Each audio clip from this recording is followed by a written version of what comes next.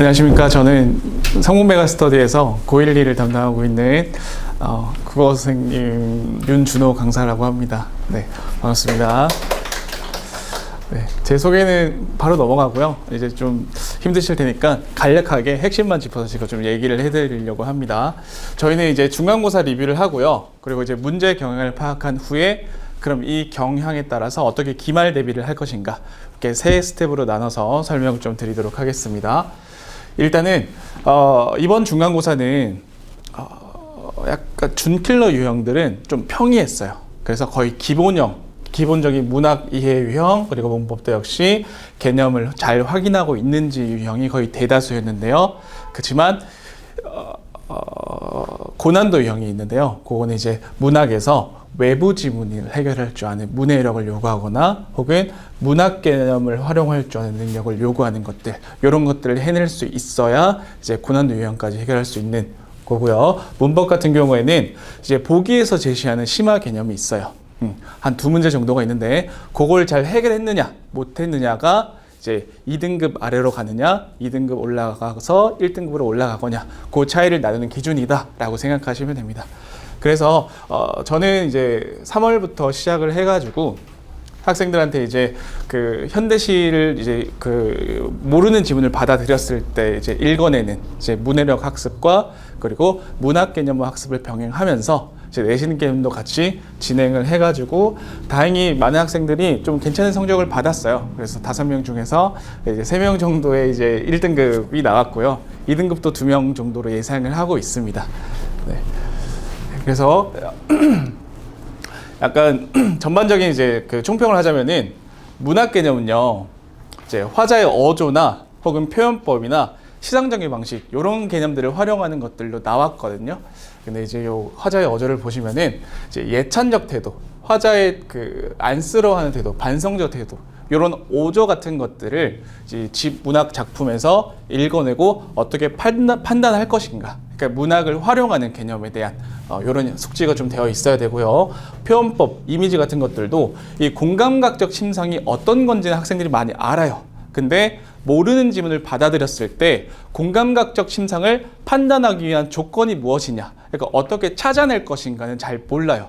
그런 것들을 좀 연습을 해줘야 이번 문학 개념어 같은 것들은 잘 해결할 수 있었다라고 생각하시면 되겠습니다. 그래서 학생들이 기본적인 이제 문학 개념어에 대한 숙지가 되어 있지 않은 채 열심히 암기만 하면요, 약간 내용 이해 같은 것들은 잘 맞추는데요, 고난도 유형 같은 것들은 실수가 많이 나와요.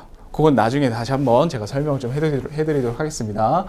이제 이번에 한성여고에서 약간 뜨거운 감자였던 것은 외부 지문이 나오는 게 조금 뜨거운 감자였잖아요, 그죠? 그래서 보시면은 요 다 지문이 외부 지문이거든요. 근데 이번에 외부 지문이 나와서 어려웠던 친구들은 이제 무의식적으로 이 지문이 이 지문을 어떻게 읽어야 되는지는 알아요. 근데 그건 이제 모의고사 형태의 문제에서는 학생들이 이 지문은 이렇게 이해해야 되는구나, 문제에 잘 적용할 수 있어요. 왜 그러냐면은 평가원 모의고사 같은 경우는 넓은 의미의 문학 작품을 판단하는 능력을 요구하거든요. 근데 내신 작품 같은 경우는 세세한 부분, 그러니까 하나하나 부분의 이 논리적인 판단을 물어봐요. 그렇기 때문에 학생들이 단지 이 문학 작품을 문제를 많이 풀어봐서 느낌으로 잘 이해하는 친구들은 이번 내신 모의고사 때 굉장히 어려웠을 거예요.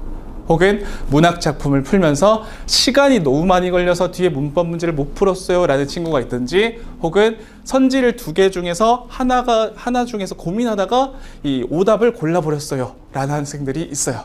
그런 학생들은 거의 대부분 이 지문을 그 기본적인 그 논거에 따라서 읽는 게 아니라 느낌으로 해결한 친구이기 때문에 그래요. 그래서 이런 학생들은 어떻게 해야 되냐면은 이 작품 분석을 추상적으로 하는 게 아니라요, 정확하게 이제 봐야 하는 포인트들이 있어요. 그런 포인트를 내가 모르는 지문을 봤을 때 이 부분을 집중해야 되는구나 라는 학습을 좀 통해서, 그러니까 문해력을 좀 올려야 다음 기말고사에도 외부 지문이 등장했을 경우에 잘 해결할 수 있는 힘이 되는 거예요.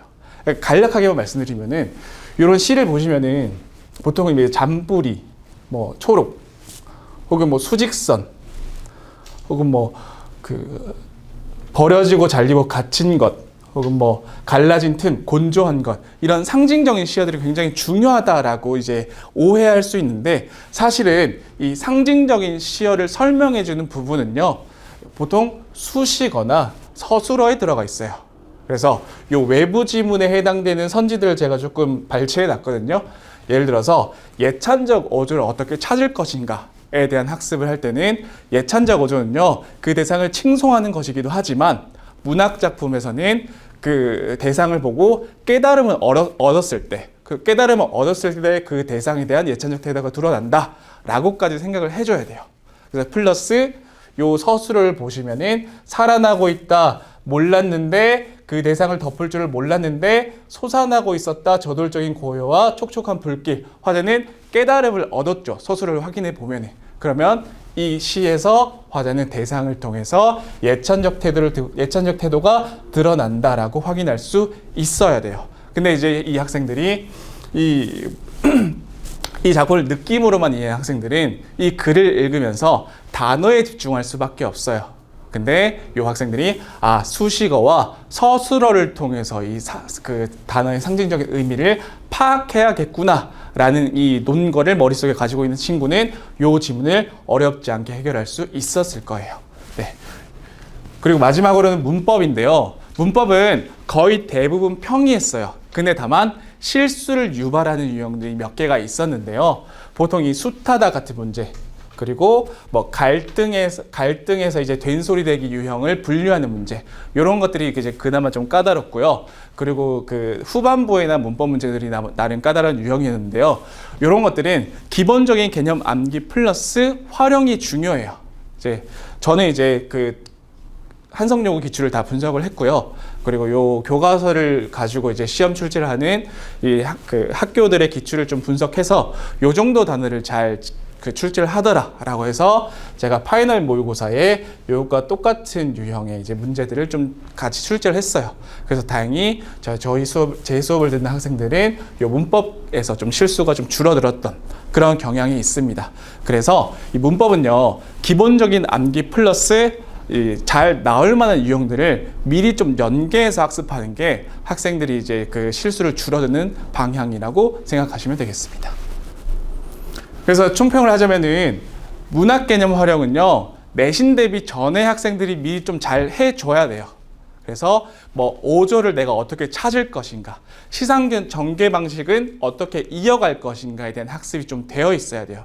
그러니까 시상 전개 방식이 어떤 거다라고 아는 게 아니라 시상 전개 방식을 작품에서 내가 어떻게 찾을 것인가에 대한 학습이 되어 있어야 돼요. 그리고 문해력을 좀 상승시켜야 되는데요. 이 문해력을 상승시키는 방법은 문제를 많이 푸는 게 아니에요.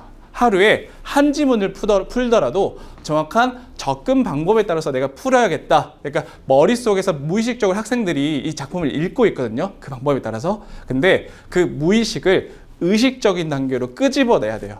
그래야 내신 분석을 할 때 그 의식적인 훈련을 통해서 이 지문에 적용할 수가 있습니다.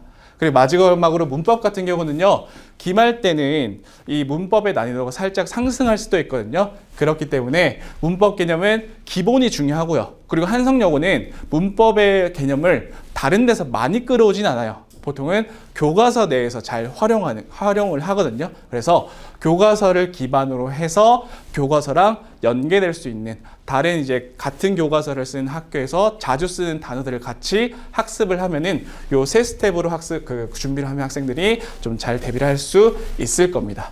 그래서 저희는 대비 기간 이전에는요, 내신 대비 스탯을 쌓을 거예요. 뭐 할 거냐면은 이제 문해력 위주, 그리고 문학 개념 학습을 할 거예요. 그리고 문법 범위가 좀 정확해지면은 문법도 이제 조금 선행을 해서 6주 커리큘럼으로 들어갈 거예요. 그리고 나서 이제 내신 대비 기간 때는요, 이 당일 배운 내용은요, 당일날 테스트를 봐요.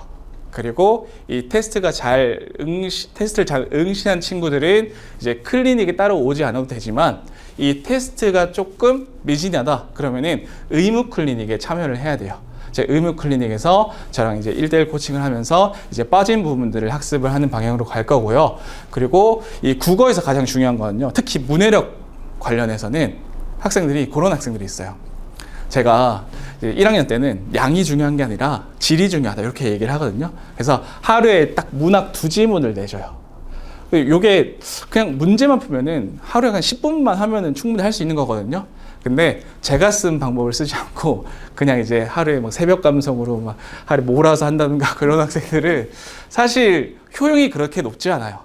그래서 그 중간 점검을 제가 조금 시키거든요. 학습관리 조교 선생님을 배치를 해서 이제 토요일이나 일요일쯤 그 한성용 학생들은 목요일에 수업을 들으니까 토요일이나 일요일쯤 학생들한테 연락을 해서 지금 문제 잘 풀고 있니? 문제 풀고 있는 거 사진 찍어서 보내줄래? 라고 해서 혹시 그냥 간단하게 머리로만 문제를 풀고 있지 않은지 혹은 제가 학습한 내용들을 지문에 그대로 녹여내서 잘 활용하고 있는지 같은 것들을 같이 점검을 해줄 거예요.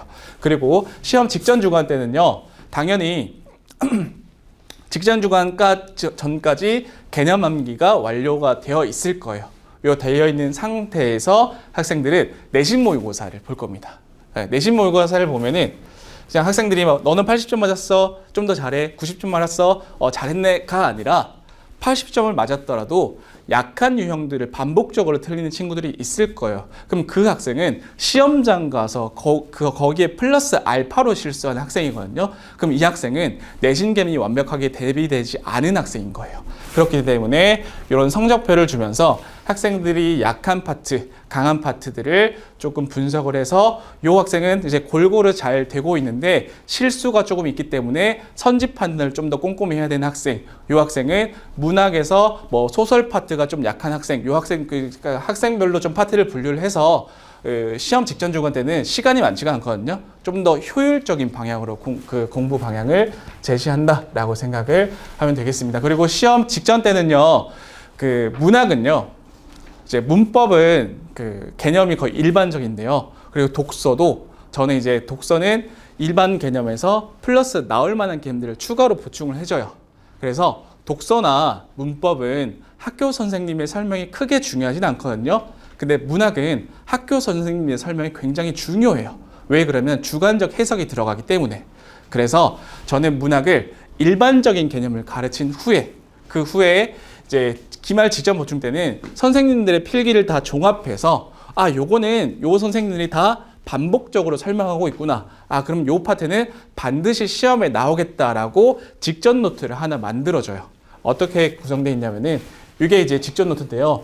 이 돌다리 같은 경우는 요 정도는 반드시 봐야 된다.